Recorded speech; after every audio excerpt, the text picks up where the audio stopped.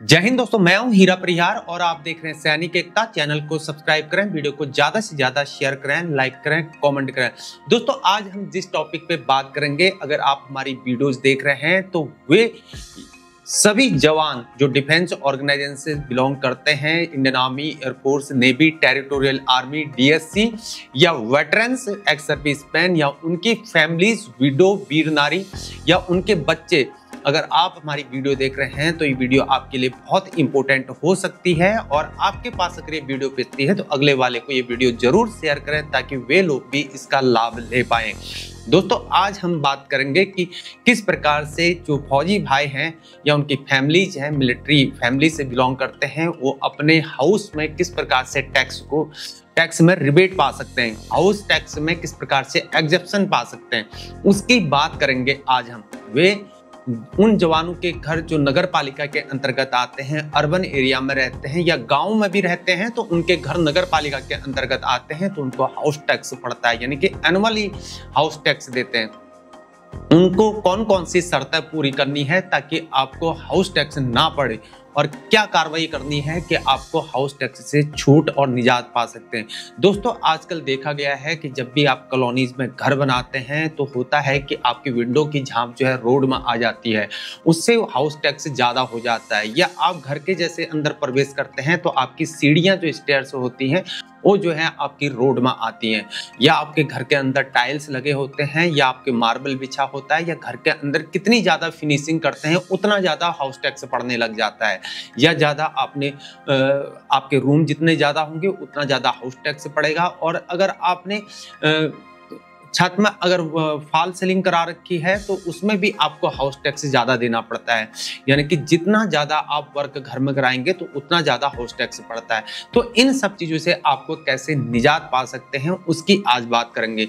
दोस्तों सबसे पहले तो आपको जो है एक self declaration certificate house tax exemption का एक फॉर्म लेना पड़ेगा। आपको जो है सोल्जर बोर्ड में आप इस फॉर्म को पा सकते हैं जाने के बाद, या अगर आप फौजी जवान हैं तो अपने यूनिट जहां आपकी यूनिट है, यानी कि जिस यूनिट में आप अपनी सर्विस दे रहे हैं, तो वहां से इस फॉर्म को ले सकते हैं और फिलअप कर सकते हैं। सबसे पहले बात करते हैं तो क्या भरना है। अगर आप फौजी जवान है या वेटरन एक्स सर्विसमैन है तो आई नंबर की जगह पर नंबर भरना है, रैंक की जगह रैंक भरना, जो कि आपको कंप्यूटर में दिख रहा है, अपने मोबाइल में देख रहा है प्रेजेंटेशन में। नेम आपको नेम भरना है अपना। अगर आप उनकी वाइफ है, वीर नारी हैं, तो वाइफ उसमें जो है विडो है तो श्रीमती की जगह पर श्रीमती का अपना नाम लिखना है, विडो ऑफ नंबर लिखना है, और रैंक लिखना है, नेम लिखना है, एड्रेस जहाँ जिस लोकेशन में आपका घर है उस लोकेशन का आपने घर का फुल करना है एड्रेस। और as per discharge book service record, आपका जो रिकॉर्ड पड़ता है, जैसे कुमाऊं रेजिमेंट का केआरसी रानीखेत पड़ता है, ईएमई वालों का सिकंदराबाद और भोपाल पड़ता है, वैसे जीआर वालों का अलग अलग, जीआर वालों का भी पड़ता है, वैसे आरटी वालों का, वैसे सभी का जो है नासिक, हैदराबाद, इन सभी चीज़ों का एक सेंटर होता है। तो अपने रिकॉर्ड में जो है आप भर सकते हैं रिकॉर्ड की जगह। और जिला सैनिक as per I card issued by जिला सैनिक बोर्ड, यानी कि जहाँ से आपका ये आई कार्ड बना हुआ है, अगर रिटायरमेंट पर्सन है तो आपका आई कार्ड बना होगा, आई कार्ड पर नंबर लिखना है अपने, और address of property for which exemption is being claimed, owner जिसके नाम से। सबसे पहले तो आपको ये बात समझनी है कि जिस घर में आप टैक्स एग्जम्पशन करना चाहते हैं, रिबेट पाना चाहते हैं, वो घर आपके नाम का होना चाहिए, किसी दूसरे के नाम का नहीं होना चाहिए। ऐसा नहीं कि आपके पिताजी का नाम का है, ऐसा नहीं चलेगा, वो घर आप ही के नाम का होना चाहिए।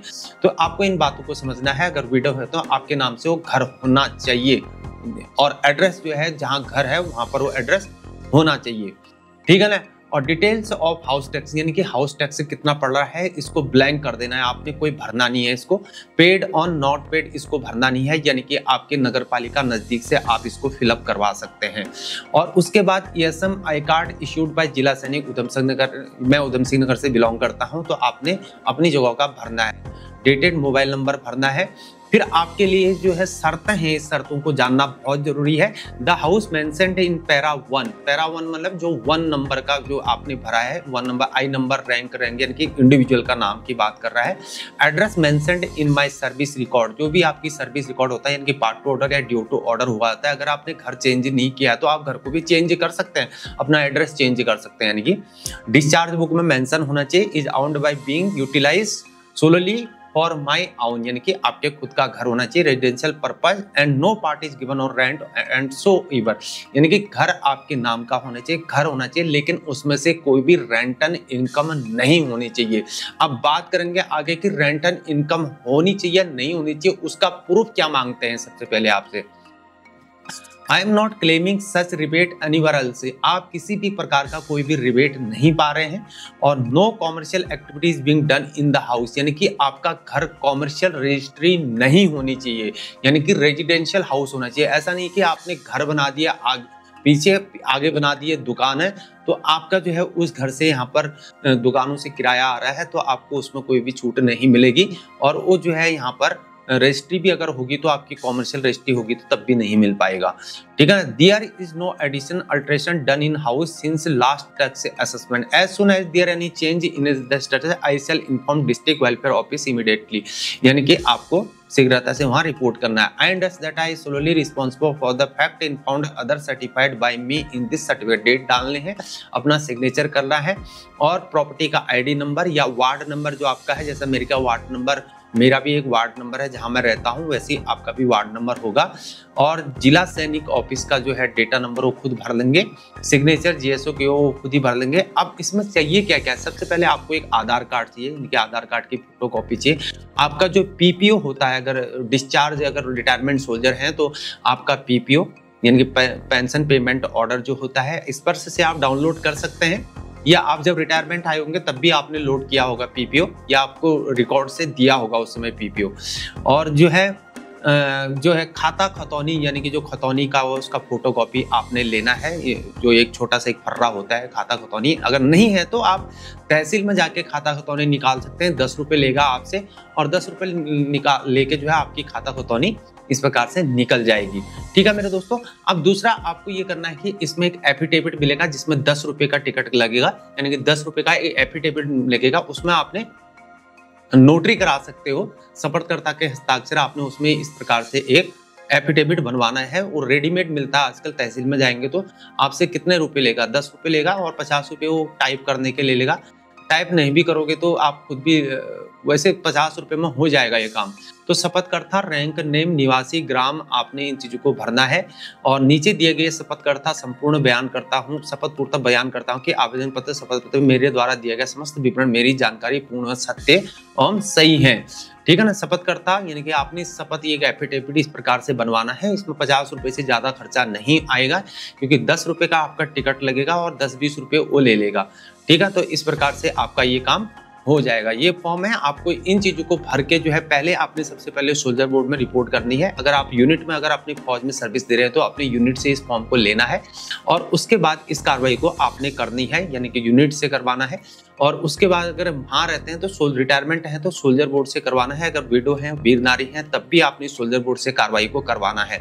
और जैसे कि मैंने आपको बता दिया, डॉक्यूमेंट एक बार फिर से बताता हूँ कि आधार कार्ड आपके पास होना चाहिए, पीपीओ आपने लगाना है, और आपने खाता खतौनी लगानी है, और 10 रुपये के टिकट के साथ आपने एक स्टैंप लगाना है। और पहले जाना है सोल्जर बोर्ड में, वहां से लेके आना है फॉर्म, और उसके बाद जो है उसी फॉर्म को जो है वहां से लेके पूछ भी लेना है कार्रवाई को कि मुझे क्या क्या कार्रवाई करनी है, और वहीं जाके उस फॉर्म को वापस लेके आना है, फिर उसको भरना है, और जो जो डेटा आपसे मांगेंगे उन सारे डेटे को लेके वापस सोल्जर बोर्ड में जमा कर देना है।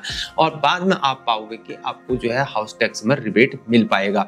और एक बार आपने कार्रवाई करती है तो आपको फिर करने की जरूरत नहीं पड़ेगी, क्योंकि हाउस टैक्स जो होता है अनुअली 3-3 हजार, 3,500 रुपये, 1,500, 2,000 इस प्रकार से हाउस टैक्स पड़ता है। जिस प्रकार से आपका कौन सी रेजिडेंशियल एरिया में आप रह रहे हैं उस हिसाब से हाउस टैक्स पड़ता है। जितना ज्यादा फिनिशिंग आप घर में करोगे तो उतना ज्यादा हाउस टैक्स और ज्यादा हो जाता है, जितने ज्यादा रूम उतने ज्यादा हाउस टैक्स। तो इन बातों को मद्देनजर रखते हुए आपने इस कार्रवाई को करना है, और अपने राइट को छोड़ना नहीं है, और राइट को न छोड़ते हुए इस कार्रवाई को जरूर करना है, और हाउस टैक्स से रिबेट पाना है, और इससे एग्जेप्शन लेना है। तो मेरे दोस्तों ये थी अभी तक की जानकारी। अगर मैं चाहता हूं कि ये जानकारी सभी को प्राप्त हो, सभी फौजी भाइयों को, चाहे एयरफोर्स हो, नेवी हो, इंडियन आर्मी हो, टेरिटोरियल आर्मी हो, साथ में डीएससी वाले जो जवान हैं उनको ये जानकारी प्राप्त हो, मेरे वेटरन्स भाइयों को ये जानकारी प्राप्त हो, मेरे फौजी भाइयों को ये जानकारी प्राप्त हो, विडो हो, बीन नारी हो, उनके बच्चे हो, सभी को ये जानकारी प्राप्त होनी चाहिए। अगर आपके पास अगर वीडियो पहुंचती है तो जरूर अपने अगले साथी जो जान पहचान के हैं उनको ये वीडियो जरूर शेयर करें ताकि उनको भी इनका लाभ मिल सके। दोस्तों, अगर आपको ये जानकारी अच्छी लगती है तो हमारे चैनल को आपने जरूर सब्सक्राइब करना है। सब्सक्राइब इसलिए करना है कि जब भी इस प्रकार की इंफॉर्मेशन आपको प्राप्त होनी है तो आपके पास वीडियो पहुंच जाए करेगी। और उसके लिए आपने सब्सक्राइब के साथ बगल में एक घंटी होती है, उस घंटी को दबा देना, यानी कि बेल आइकन को दबाना है ताकि आपको नेक्स्ट वीडियो टाइम से पहुंच पाए कि कौन से इंफॉर्मेशन आपको मिलने वाली है। और वीडियो में लाइक करें, वीडियो में कमेंट करें। बने रहिए हमारे साथ, ऐसी और वीडियो के साथ फिर मिलेंगे। आज के लिए इतना ही। जय हिंद, जय भारत, वंदे मातरम, भारत माता की जय।